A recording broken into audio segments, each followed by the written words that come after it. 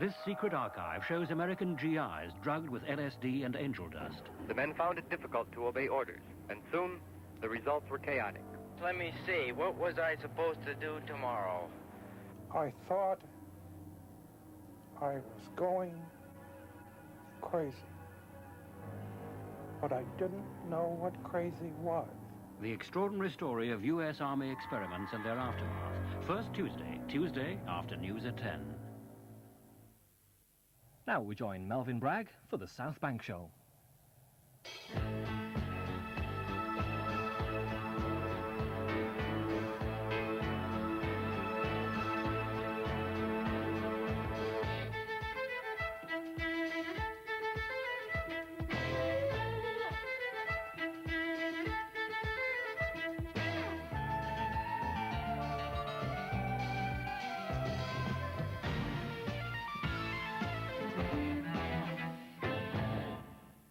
Jack Bond's South Bank Show on Jean Genet was shot on location in Paris with Edmund White, the American writer. Writing a biography is anything but an impersonal job, especially when the subject matter is master French thief, novelist and political agitator Jean Genet, and the man stalking him down is Edmund White. The film's a double portrait of one man, White, in pursuit of another, Genet, from the Gare de Lyon to a floating swimming pool barge in the middle of the Seine. From a run-down Turkish bath in the Arab quarter to a taxi tour of Paris by night. From conversations with friends in cafes to repeated encounters with a mysterious bicyclist, a classical guitarist, and 3 outrageous drag queens strolling down the Boulevard Saint-Germain. The white world of Jean Genet.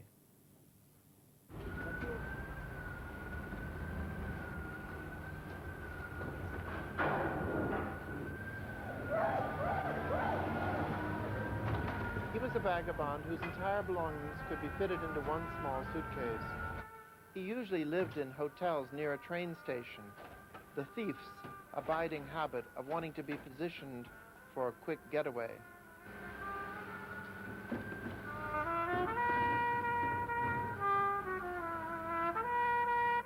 Few people may think a sexual and social deviant, a man accused of killing his intimates and of advocating betrayal, of creating scandal and perpetrating pornography, can provide an example to others. But this biography shows how such a transformation can be wrought.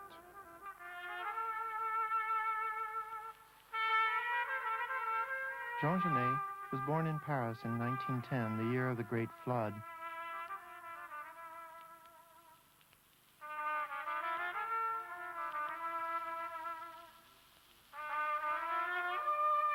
His mother, Camille Gabrielle Genet, a servant girl, took him to the office of abandoned children, as it was called. There she gave him up, and he was taken to a place in the Morvan, in the very heart of France. He was placed with a peasant couple who took him in because they needed the money.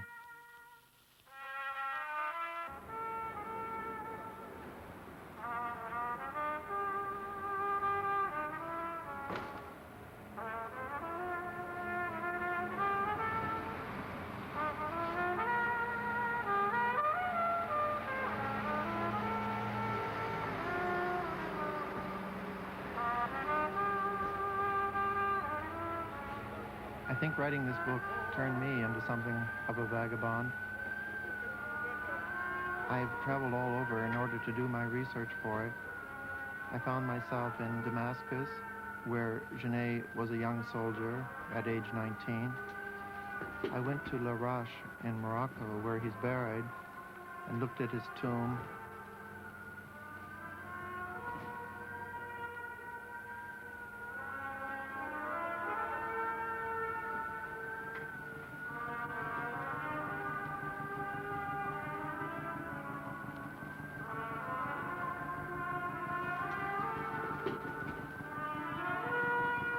I wrote the book because I'd been commissioned by my favorite editor. He died soon afterwards of AIDS, so now I've dedicated the book to him.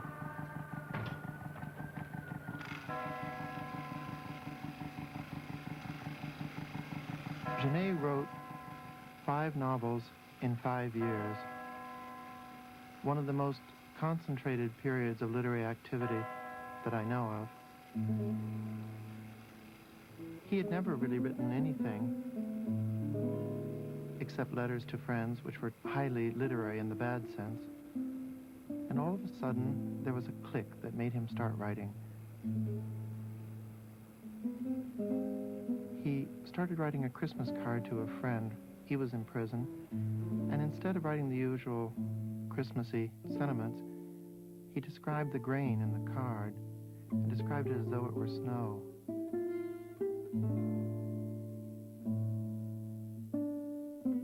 The other prisoners would choose the books they liked the most. He was late arriving for the selection, and he was forced to take Proust. But the minute he got back to his cell and started reading it, he read the first page and then closed it and realized he was in for a wonderful treat. He said, "I knew I would go from marvel to marvel." And in a way, he decided to become the Proust of prisoners, of the outcast people.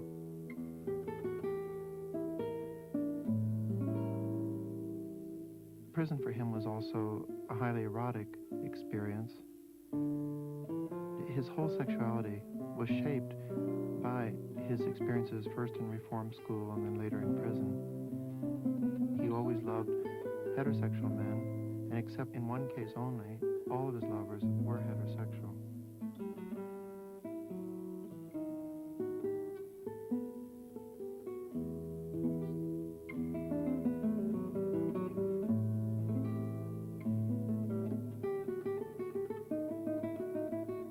He wrote on the back of paper sacks, and after he'd written 50 pages of one of his books, Miracle the Rose, a guard caught him at this illegal activity, confiscated the pages, and destroyed them.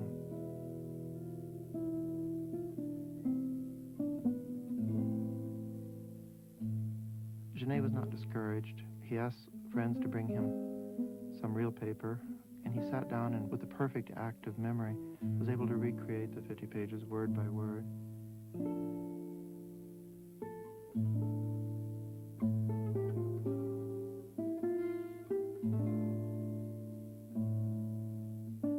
It was during the war years, and the Nazis had an official policy to starve the prisoners to death, but slowly.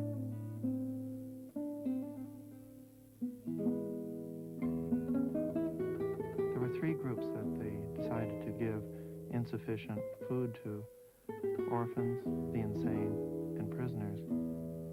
Luckily, Genet had friends on the outside who would bring him packages of food, and he would write them letters. One of them was his future editor, Marc Barbizon, and he'd say, "Don't you realize that I'm writing one of the greatest books that has ever been written and that I'm contributing to the glory of France?"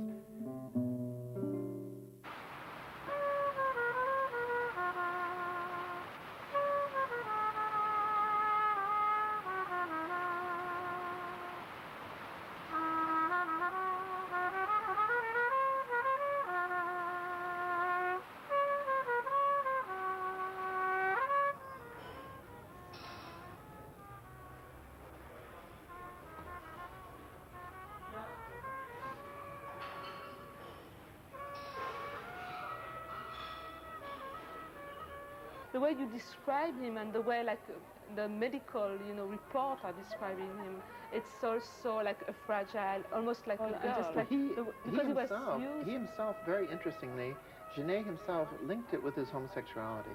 He said the same time that he began to steal was the same time he felt his first homosexual urges. It was when he was around age 10.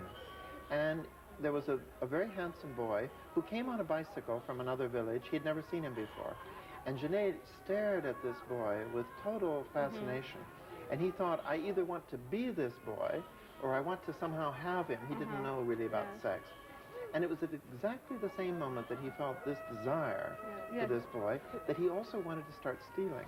And if we go back to this kind of, when he was a thief and steal all the time, it seems like this kind of ambiguity about his personality and his character. And I think you can become addicted. You can become addicted to the excitement of transgression. Yes. And I think also that Genet, precisely because he was living in a family where his stepmother doted on him, was always testing the limits. because he knew there was a limit. He knew that at age 13 he would be banished from this family. But you seem to link that to his homosexuality also. He did. He said, you see, one of the things that he disagreed with Sartre about is that Sartre said that Genet chose to be homosexual in order to confirm his status as an outsider. And Genet, like most homosexuals, like me, I mean, said, this is ridiculous. You don't choose to be homosexual. And he said, I chose to be homosexual no more than I chose the color of my eyes or the number of my feet. And he said this was something that was chosen for me before I was conscious.